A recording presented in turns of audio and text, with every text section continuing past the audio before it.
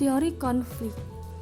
Teori konflik adalah teori yang mempertanyakan hubungan antara kekuasaan dalam pembuatan undang-undang atau pidana dengan kejahatan, terutama sebagai akibat tersebarnya dan banyaknya pola dari perbuatan konflik serta fenomena masyarakat atau masyarakat Amerika Serikat yang bersifat pluralistik, yakni ras, etnik, agama, kelas sosial.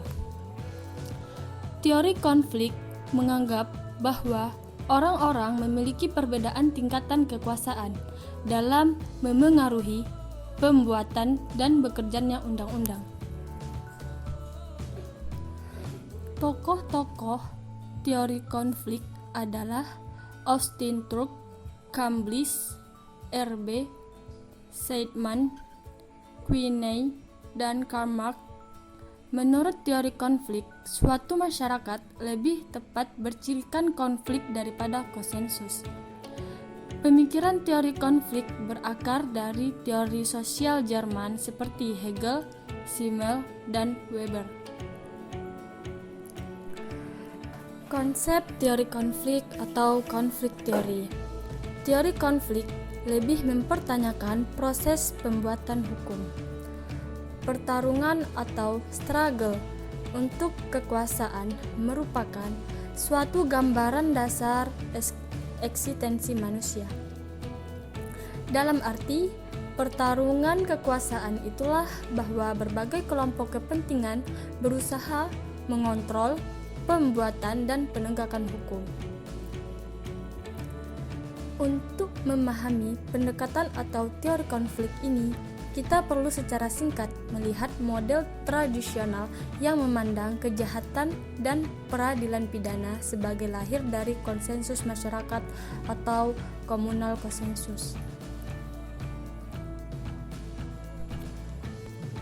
Menurut model konsensus, anggota masyarakat pada umumnya sepakat tentang apa yang benar dan apa yang salah, dan bahwa intisari dari hukum merupakan kodifikasi nilai-nilai sosial yang disepakati.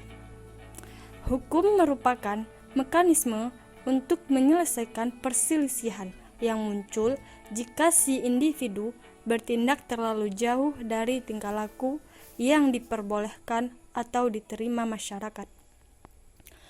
Model konsensus ini melihat masyarakat sebagai suatu kesatuan yang stabil di mana hukum diciptakan for the general good atau untuk kebaikan umum.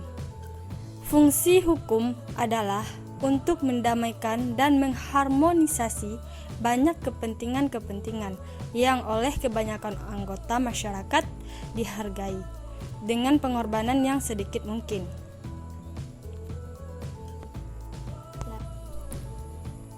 Selanjutnya, model konflik mempertanyakan tidak hanya proses dengan mana seorang menjadi kriminal, tetapi juga tentang siapa di masyarakat yang memiliki kekuasaan atau power untuk membuat dan menegakkan hukum. Teori konflik sebagaimana labeling teori memiliki akarnya dalam memberontak dan mempertanyakan tentang nilai-nilai.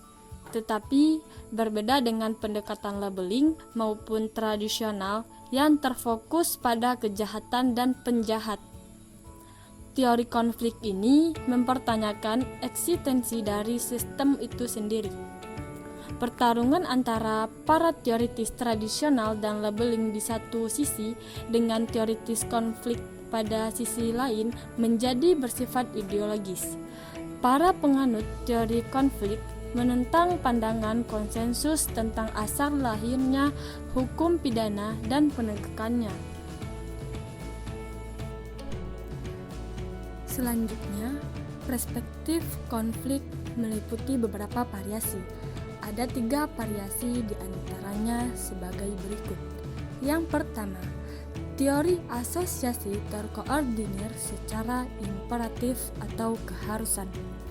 Rolf Dahrendorf tahun 1959 merumuskan kembali teori Marxis mengenai konflik kelas yang lebih pluralistik, di mana banyak kelompok yang bersaing untuk kekuatan, pengaruh, dan dominasi.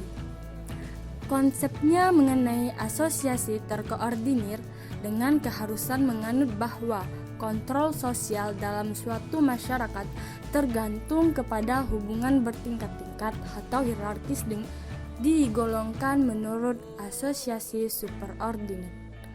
Dengan meminjam gagasan dialektika dari Marx dan Engels, Dahrendorf memandang setiap masyarakat dengan ciri-ciri penggunaan paksaan terhadap kelompok-kelompok tertentu oleh yang lainnya.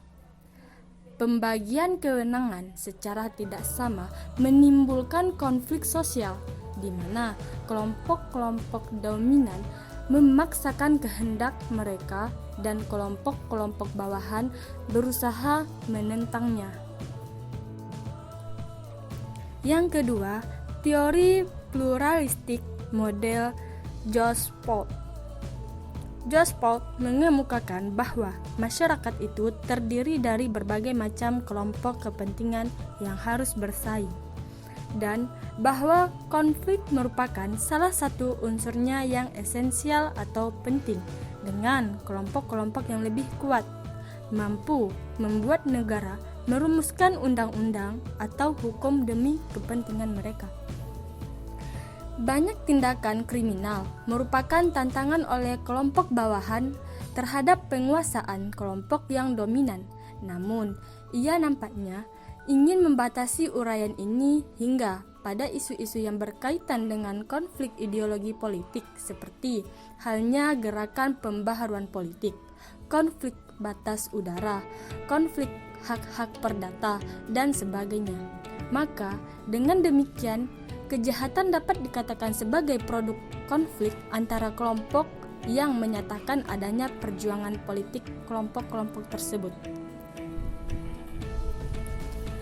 Yang ketiga, teori Austin Truk. Truk adalah seorang tokoh penulis perspektif kriminologi konflik. Dia menengahkan proposisi teori, yaitu hukum pidana yang ditetapkan kelompok-kelompok yang lebih kuat atau more powerful groups define criminal law. Pengertian di atas dapat dijelaskan dalam poin-poin sebagai berikut. Yang pertama, individu-individu yang berbeda dalam pengertian dan komitmen mereka. Yang kedua, perbedaan tersebut mengakibatkan konflik. Yang ketiga, masing-masing pihak yang berkonflik atau bersengketa berusaha meningkatkan pandangan-pandangannya sendiri.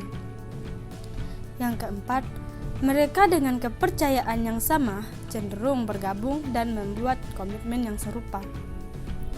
Kelima, konflik yang berkepanjangan atau kontinu cenderung menjadi rutin dan berkembang menjadi sistem stratifikasi.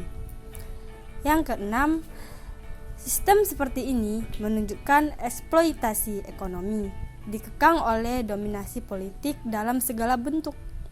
Yang ketujuh, kekuatan relatif pihak-pihak yang bersengketa menentukan posisi hierarkis mereka, demikian pula perubahan-perubahan dalam distribusi kekuatan.